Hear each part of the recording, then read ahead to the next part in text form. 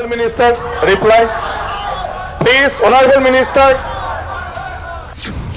ৰকিবুল হুছেইনৰ আক্ৰমণৰ ঘটনাক লৈ উত্তাল সদন। কংগ্ৰেছৰ সভা স্থগিত প্ৰস্তাৱ।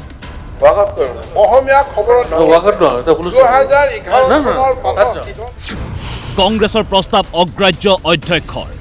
Adjournment motion to নহব। সদন ত্যাগ বিৰোধী কংগ্ৰেছৰ। Honorable Minister, reply. Please, Honorable Minister. 20 ফেব্ৰুৱাৰীত নগাঁৱৰ ৰূপহীত দুৰ্বৃত্তই সাংসদ ৰকিবুল হুছেইন, তেওঁৰ পুত্ৰ তানজিল আৰু দেহৰক্ষীক আক্ৰমণ কৰিছিল এইদৰে। এই ঘটনাক লৈ আজি উত্তাল হ'ল অসম বিধানসভা। সদন ত্যাগৰ প্ৰস্তাৱ আনিছিল কংগ্ৰেছৰ চিফ হুইপ ৱাজেদ আলী চৌধুৰীয়ে।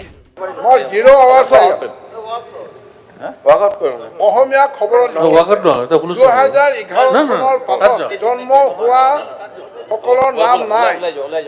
সদনত উত্তৰ সংসদীয় পৰিক্ৰমা মন্ত্ৰী চন্দ্ৰমোহন পাটোৱাৰীৰ। মন্ত্ৰী পাটোৱাৰীৰ সহজ আৰু সৰল উত্তৰ। আক্ৰমণকাৰী পলাতক। আৰক্ষীয়ে দিনে নিশাই বিচাৰি আছে অপৰাধীক। আমাৰ ৰকিবুল হুছেইন ডাঙৰীয়াৰ যিজন PSO তেখেতে এখন FIR দিছে, ৰকিবুল হুছেইন ডাঙৰীয়াই এখন FIR দিছে। আমাৰ গোটেই বিষয়টো তদন্ত কৰি আছে। সেই মানুহখিনি ধৰিবলৈ পুলিচে চেষ্টা চলাইছে, কিন্তু বেছিভাগ মানুহ এবস্কণ্ডিং হৈ আছে।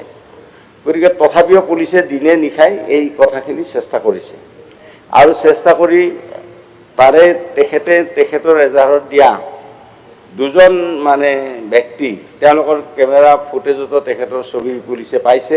দুজনক যোৱা 2 তাৰিখে পুলিচে গ্ৰেপ্তাৰ কৰিছে আৰু বাকী যিখিনি আমাৰ ইয়াত নাম মেনশ্যন কৰিছে, গতিকে পুলিচে এইখিনিও এনকুৱাৰী কৰি আছে আৰু বেছিভাগে পলাতক অৱস্থাত আছে। মন্ত্ৰীৰ উত্তৰত অসন্তুষ্ট বিৰোধী দলপতি দেৱব্ৰত শইকীয়া। স্পষ্টকৈ উল্লেখ আছে যে থানাৰ OC-জনক কেইবাবাৰো কোৱা হৈছিল তেখেতে জানি শুনি প্ৰটেকশ্যন নিদিলে।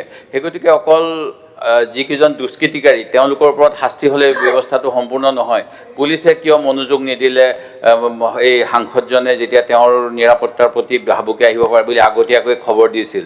এই কথাখিনিও মহোদয় যদি সদনত এতিয়া উল্লেখ নকৰে তেতিয়াহ'লে আমাৰ উত্তৰ নাপাম। নুৰুল হুদাৰ অভিযুক্ত সমষ্টিত মুকলিকৈ ঘূৰি ফুৰিছে। ইয়াৰে এজন ডকাইত আৰু ড্ৰাগছ মাফিয়া। আচলতে যিবিলাক দোষী তেওঁলোকক কিন্তু গ্ৰেপ্তাৰ কৰা নাই আৰু যি মেইন কালপিট OC ৰুমতে থকা মানুহ, গতিকে তেওঁলোকে জানে ডকাইত, মাৰ্ডাৰ কেছ আছামী আৰু এই তজমুল বুলি এটা আছে ড্ৰাগছৰ মাফিয়া। সি গোটেই ড্ৰাগছৰ হোলচেল ছাপ্লাই দিয়ে আৰু সি ডকাইত। গতিকে তেওঁ পুলিচে জানে বিচাৰি আছে বুলি কৈছে। যিজনক কালি ধৰিছে এটা নাটক কৰিছে। আচল যিবিলাক দোষী কালপিট সেইবিলাক কিন্তু কৰায়ত্ব হোৱা নাই। গতিকে সেইখিনি কৰায়ত্ব কৰাৰ ব্যৱস্থা লওক। পীযুষ হাজৰিকাই ক'লে নিজে দিয়া গোচৰক লৈ চিৰিয়াছ নাছিল ৰকিবুল হুছেইন। ছাৰ তেখেত এই গোটেই কেছটোত চিৰিয়াছ নাছিলে। ছাৰ গোটেই ঘটনাটো হৈছিলে ৰূপহী থানাত। ৰূপহী থানাৰ পৰা নগাঁৱলৈ ঘূৰি আহিলে। 24 ঘণ্টাৰ পাছত নগাঁও সদৰ থানাত তেখেতে কেছ দিলে। এইবাৰ উভতি ধৰিলে বিধায়ক অখিল গগৈয়ে। নগাঁও সদৰ থানাত তেখেতক কোৱা আপুনি চাফাই কেলে গাই আছে? অখিল গগৈ, আপুনি বোলে অখিল গগৈ বহক।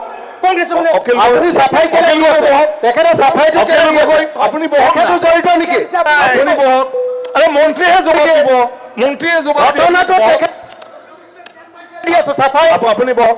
এইটো চাফাই কেলে দিয়ে? লগে লগে অধ্যক্ষৰ ঘোষণা, কংগ্ৰেছৰ সভা স্থগিত প্ৰস্তাৱ অগ্ৰাহ্য কৰা হ'ল।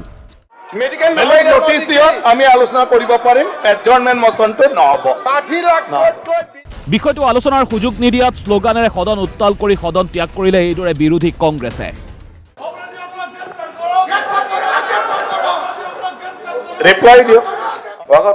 অসমীয়া খবৰত 2011 চনৰ পাছত Honorable Minister, reply. Please, Honorable Minister. Bureau Report, DY 265.